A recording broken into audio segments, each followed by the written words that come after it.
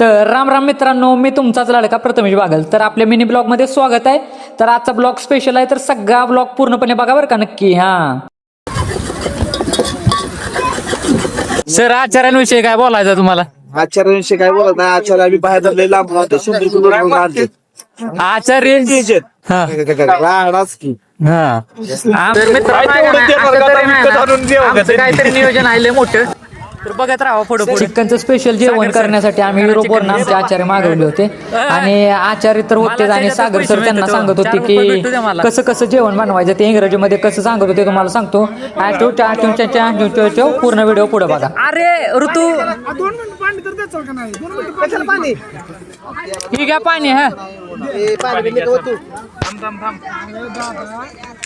आमच्या लखनबाईची जरा मस्ती आहे.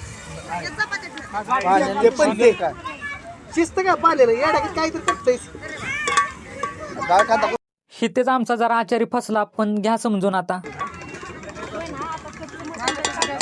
लक्कन भाऊ एवढा भांडे ठकठक ठकठक करत होता. आता म्हणलं बघूलं पडते, पण नाही पडलं, वाचलं.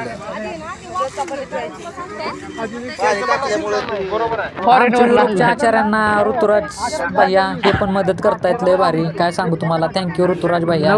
फॉरेनचे आचार्य तुम्ही बोलवल्याबद्दल. आम्ही आता मटण टाकलंय मस्त पैकी, या खायला. तरी काय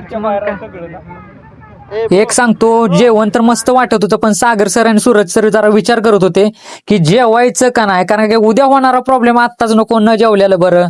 त्यामुळे सागर सर आणि विचार लय भारी करत होते. म्हटलं हा ब्लॉग लयच मोठा होणार आहे, तर मग ब्लॉगचे 2 पार्ट करू.